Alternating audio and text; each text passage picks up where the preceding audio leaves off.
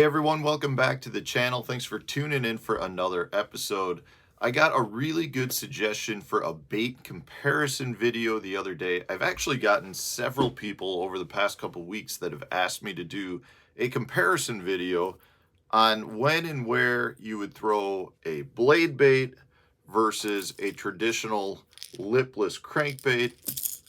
And I think a lot of us out there probably recognize that there are a lot of very good differences between the two, but at the same time, I feel like the two baits are starting to grow together. So I'm going to walk you through where and when I like to throw both of those, what some of the major differences are, and why some shine in a certain type of scenario and others for different techniques.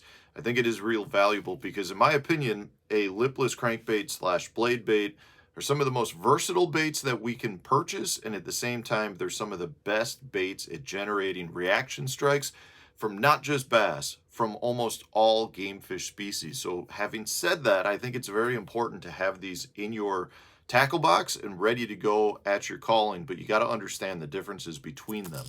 Before I do get into that, though, I do want to remind you I've got a members only channel as well where we do in-depth looks at different baits like this. We've got a live stream. You can ask your questions directly to me. So if you are interested in supporting the channel through the members only aspect of it, go to my YouTube homepage, click the join button. You can find out everything with respect to that. Also, if you're looking to make tackle purchases, please use my Tackle Warehouse affiliate link. The little bit that I make from that comes back into making content for everyone out in YouTube world. All right, so let's talk a little bit about, we'll start with a blade bait. So blade baits have been around for a really long period of time. Generally speaking, a blade bait, now this is a Silver Buddy, this is one of my favorites, is generally just a metal plate. As you can see, this is just a metal form, and then it's got some form of weight that has been molded onto it. In this case, these are lead, and they're basically just a metal contraption.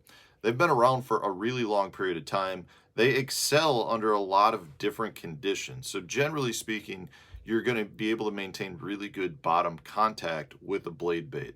So for me, they work really well in areas where you're talking about fishing a steep sloping bank or fishing really deep water. 45-degree banks or steeper. Maybe you're talking about fishing a point or a hump in 30, 35, 50 feet of water. They're really good at getting down to the fish because they're so thin, they cut the water column fast, they get down to the bottom, and because they're heavy metal baits, they generally stay on the bottom. So you can pull them up, they drop real fast, you pull them up, they drop real fast. Plus, they have a lot of good vibration in it just based on the design style. When you pull these, they just vibrate really well. So they're very good at maintaining bottom contact, getting to where the fish are, and generating strikes because they do have the ability to get fish to react to them out of just a aggression standpoint. So that's kind of a blade bait in a nutshell. The other thing to point out too is, generally speaking, they're quiet. They're silent baits. Now they do put off a lot of vibration, and you can purchase some now that have built-in rattles. But for the most part, you're talking about a silent bait. Now, if you're going to switch over and start talking about your lipless baits, like these guys, I got a Berkeley War Pig. This is a Booyah Knocker. Two great baits. Now, one of the first things you're gonna notice, again, metal bait on a metal form.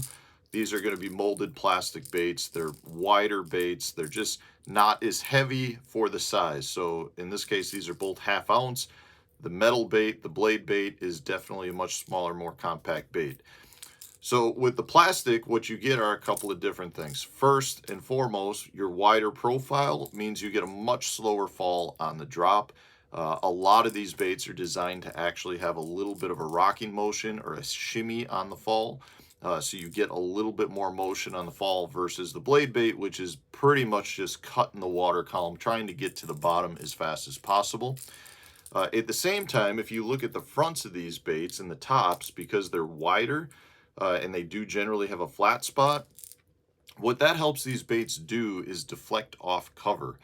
So whether you're fishing grass or you're fishing around stumps, these baits are generally going to come through cover better than a blade bait. A blade bait really just wants to dive into the objects, and it does not deflect off cover real well. You end up, generally, you get stuck quite a bit because you're fishing the bottom and you're either wedging into rocks or you catch a piece of wood. It's kind of one of the frustrating parts with them, but at the same time, because they work so well and they're one of the most efficient baits and effective baits at fishing so deep, you put up with it. With respect to a lipless bait, they are pretty much made to deflect into cover.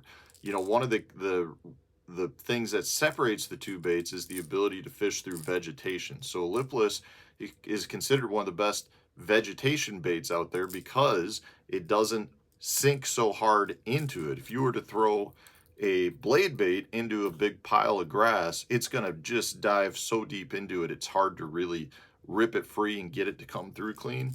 Your standard lipless baits will actually kind of settle into the top of the grass.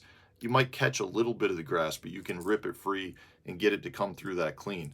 Part of that is as well just being your bigger front here that will actually just give you a slower fall. It just kind of rests into it.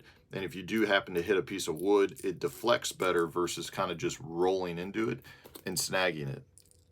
At the same time, if we're going to talk about vibration and sound, you do get a very similar wiggle movement because the pull points are in similar places on the bait.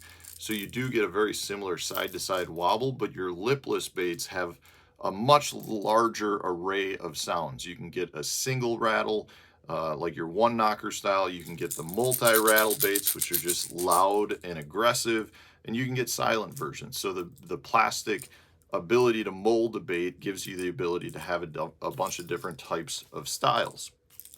For me, your lipless baits are much more about covering shallower water. So a lot of flats, you know, if you're fishing 10 foot of water or less, if you've got a bunch of sparse grass or stumps, it's really much more of a cast and wind bait. So I'm looking to cover a lot of water. I'm looking to make contact with objects versus the blade bait, which is much more throw it out, let it go to the bottom, and I'm trying to work it slow enough to the point I can keep it in the strike zone, but fast enough where when I pull it, which is generally only a couple feet, you'll feel the vibration. You let it drop back down. You almost fish them much more like a jig. Now, having said that, you can cast and wind these. You can straight retrieve them as well back to the boat like a lipless crankbait. The thing is, your bait's going to want to stay deeper, and it's also going to it's just not going to deflect off the cover nearly as well. So if you're looking to fish flats, if you're looking to fish schooling fish, you're generally better with a lipless, in my opinion, because your bait's going to stay higher up. It's going to deflect off the cover better, and it's generally a better cast and wind bait. Both of these, now having said all of this, both of these can be interchangeable. Now, one of you guys know, if you watch the channel on a regular basis, one of my favorite things to do with a lipless is to yo-yo it off the bottom. If I'm fishing shell bars or I'm fishing ledges, I like to fish them off the bottom. Now, in that scenario, I could very much fish a blade bait. Now, I would kind of counter that, though, by saying that generally if I'm fishing ledge tournaments or I'm fishing some offshore structure, and it's warmer out, I generally like to go with the lipless because I do have a little bit slower fall. So when I yo-yo it, when I rip it hard off the bottom, that bait kind of shimmies back to the fall versus crashing back to the bottom. If I know the fish are stuck to the bottom, like in the winter months, that's when I'd rather have a blade bait. I want to stay as close to the bottom as possible. But again, they are interchangeable. So I totally understand how there is some confusion amongst anglers. Maybe not confusion, it's just a question of how are they different. I think a lot of new anglers that come to market, they see a blade bait and they see a lipless and they're like, well, that's pretty much the same bait.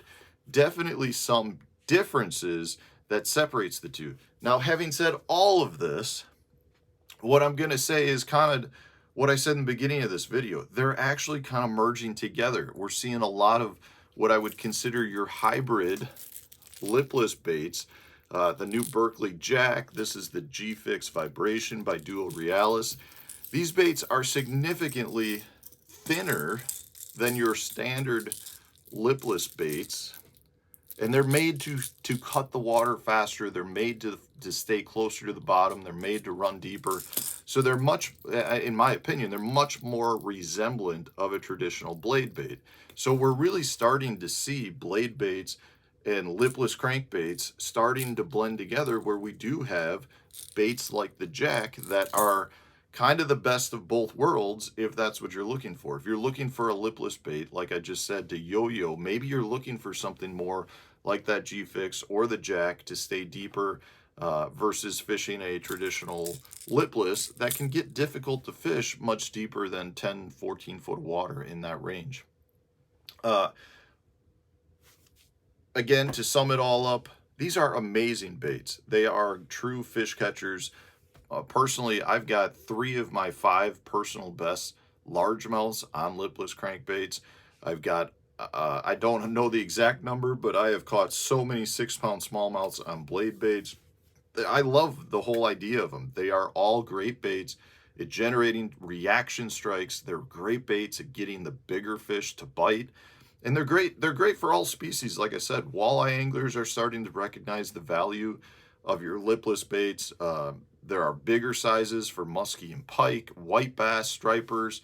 Anything that eats bait fish is generally going to eat a lipless crankbait. So no matter where you're at, you probably have really good opportunities at catching some fish on any of these baits. So hopefully this helps answer the questions that I've been getting recently between blade baits and lipless crankbaits. If you enjoyed today's video, hit the like button, subscribe to the channel if you haven't done so already. Stay tuned. We'll have a new video coming out tomorrow.